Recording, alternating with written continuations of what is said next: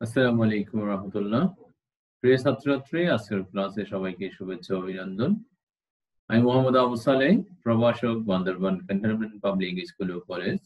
আমি আজ আরেকটি ক্লাস নিয়ে তোমাদের কাছে হাজির হয়েছি। এখন আমি একাদশ শ্রেণীর পরিবেশ শাসন দ্বিতীয় পত্রের তৃতীয় অধ্যায়ের একটি টপিক নিয়ে আলোচনা করব। প্রিয় ছাত্রছাত্রী, আমাদের আজকের পাঠ একে ফজলুল হকের রাজনৈতিক অবদান। প্রিয় ছাত্রছাত্রী, তোমরা লক্ষ্য করো, শেরেবাংলা একে ফজলুল হক 1873 সালের 26 অক্টোবর বরিশাল জেলার সাটুরিয়া গ্রামে, রাজাপুর উপজেলার সাটুরিয়া গ্রামে জন্মগ্রহণ করেন নানার বাড়িতে। তার পৈতৃক নিবাস হলো বরিশাল জেলা থেকে 14 মাইল দূরে সাকার গ্রামে। তার মৃত্যু 27 এপ্রিল 1962 সাল। পড়াশোনা ও চাকরি বিশেষ কৃতিত্বের সাথে তিনি বরিশাল স্কুল থেকে প্রবেশিকা এবং প্রেসিডেন্সি স্কুল থেকে FA পাশ করেন এবং রসায়ন, পদার্থ এবং গণিতে একই সাথে অনার্স ডিগ্রি অর্জন করেন। 1895 সালে গণিতে MA ডিগ্রি লাভ করেন। তিনি অত্যন্ত মেধাবী একজন ব্যক্তিত্ব ছিলেন। 1896 সালে আইন পরীক্ষায় উত্তীর্ণ হন। 1900 সালে স্যার আশুতোষ মুখোপাধ্যায়ের জুনিয়র হিসেবে ওকালতি শুরু করেন। 1906 সালে ডেপুটি ম্যাজিস্ট্রেটের চাকরি গ্রহণ করেন। পরে চাকরি ছেড়ে দিয়ে পুনরায় আইন পেশায় ফিরে আসেন। তার আপোষহীন ও সাহসী নেতৃত্বের জন্য পূর্ব বাংলার মানুষ তাকে শেরে বাংলা বা বাংলার বাঘ উপাধি দিয়েছিল। তার রাজনৈতিক জীবন: 1912 সালে মুসলিম লীগে যোগদানের মাধ্যমে সক্রিয় রাজনীতি শুরু করেন। 1913 সালে বঙ্গীয় প্রাদেশিক আইন পরিষদ এবং সর্বভারতীয় আইন পরিষদের সদস্য নির্বাচিত হন।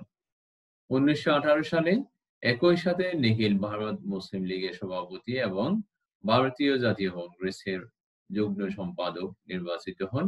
1924 সালে প্রাদেশিক শিক্ষামন্ত্রীর দায়িত্ব গ্রহণ করেন।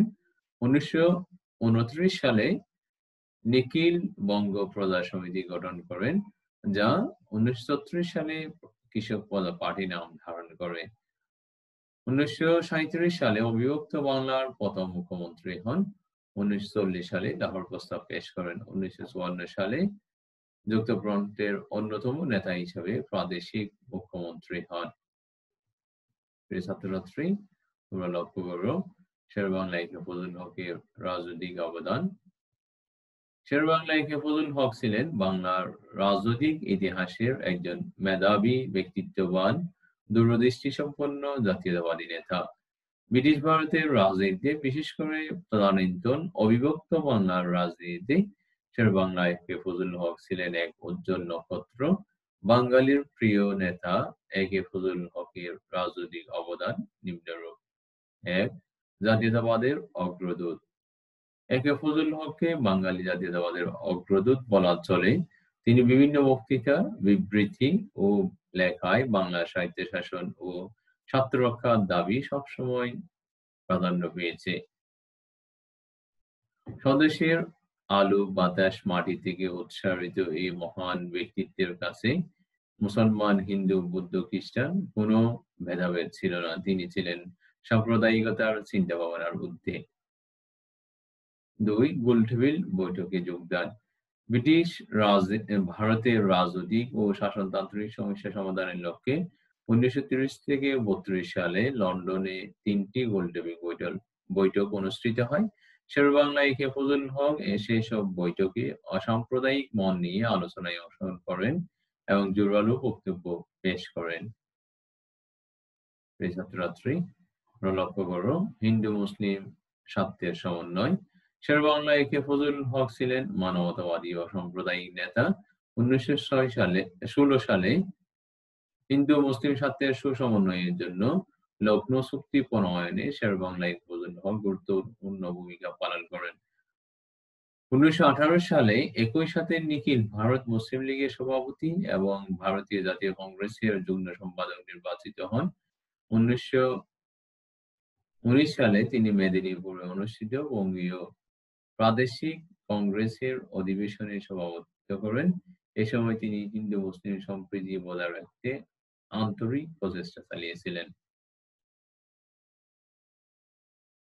4 লাহোর প্রস্তাবের উত্থাপক শেরেবাংলা একে ফজলুল হক বুঝতে পারেন ব্রিটিশ ভারতে হিন্দু মুসলিম সম্প্রীতি অনিশ্চিত। ভারতীয় মুসলমানদের রাজনৈতিক ভবিষ্যতের কথা চিন্তা করে তিনি 1940 সালের 23 মার্চ লাহোরে মুসলিম লীগের বার্ষিক সম্মেলনে কিছু দিক নির্দেশনামূলক প্রস্তাব উত্থাপন করেন। পরবর্তীতে তা ঐতিহাসিক লাহোর প্রস্তাব বলে স্বীকৃত হয়।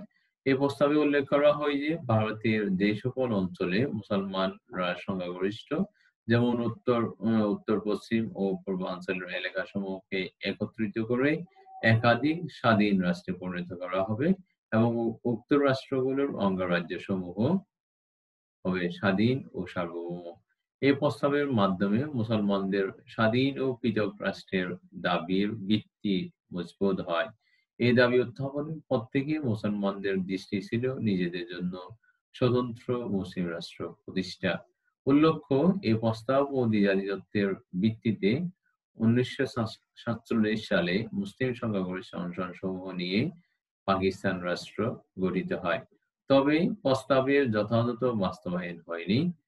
অবশেষে পাকিস্তানের বিরুদ্ধে আন্দোলনের মাধ্যমে 1971 সালে স্বাধীন বাংলাদেশের অভ্যুদয় লাহোর প্রস্তাবেরই অনিবার্য ধারাবাহিক পরিণতি। এটি নিঃসন্দেহে শেরেবাংলা একে ফজলুল হকের প্রজ্ঞা ও রাজনৈতিক দূরদর্শিতার পরিচয় বহন করে।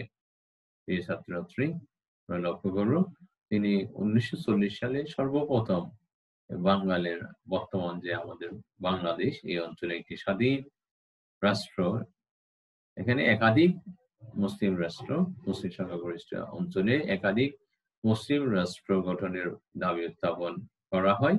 এখানে মূলত তিনি চেয়েছিলেন বাংলা অঞ্চলে বাংলাদেশ নামে একটি বাংলাদেশ নাম যাই হোক, বাংলা অঞ্চলে একটি স্বাধীন রাষ্ট্র প্রতিষ্ঠা হোক, এটা তার সুপ্ত একটি বাসনা ছিল যা তিনি লাহোর প্রস্তাবে উত্থাপন করেন। 5 যুগ্ম ফ্রন্ট গঠন ও 1954 সালের নির্বাচনে ফজলুল হক। 1947 সালের পর থেকে পশ্চিমা শাসক গোষ্ঠী ও মুসলিম লীগ রাষ্ট্র পরিচালনা এবং গণতন্ত্র প্রতিষ্ঠা নিয়ে গড়িমসি শুরু করে। এরই ধারাবাহিকতায় পূর্ব বাংলার প্রাদেশিক নির্বাচনের তারিখ বারবার পেছাতে থাকে। বাঙালি জনগণের দাবির কাছে নতি স্বীকার করে পাকিস্তান সরকার পূর্ব বাংলায় 1954 সালে নির্বাচন দিতে বাধ্য হয়। মুসলিম লীগের বিরুদ্ধে ভোটে জয়ী হওয়ার লক্ষ্যে আওয়ামী লীগ, কৃষক প্রজা পার্টি, গণতন্ত্রী দল, নেজামে ইসলামী প্রমুখ দলের সমন্বয়ে যুক্ত ফ্রন্ট গঠিত হয়। এই নির্বাচনে শেরেবাংলা একে ফজলুল হক, হোসেন শহীদ সোহরাওয়ার্দী, মোল্লা আব্দুল হামিদ খান ভাসানী ও তরুণ নেতা বঙ্গবন্ধু যুক্ত ফ্রন্টের নির্বাচনী ইশতেহার ঐতিহাসিক 21 দফা দাবি ও পশ্চিম পাকিস্তানি শাসক গোষ্ঠীর নতুন ষড়যন্ত্র সম্মুখে তুলে ধরেন এবং বিপুল ভোটে বিজয়ী হন। শেরেবাংলা একে ফজলুল হক যুক্ত ফ্রন্ট সরকারের মুখ্যমন্ত্রীর পদ অলংকৃত করেন। 1958 সালে ইস্কান্দর মির্জা কর্তৃক সামরিক শাসন জারির পূর্ব পর্যন্ত তিনি স্বরাষ্ট্রমন্ত্রী ও পূর্ব পাকিস্তানের গভর্নর হিসাবেও দায়িত্ব পালন করেন। এই ছাত্রছাত্রী, আমাদের ক্লাস এখানে শেষ। তোমাদেরকে কয়েকটি প্রশ্ন এখানে দেখো। লগ্ন চুক্তি কখন স্বাক্ষরিত হয়?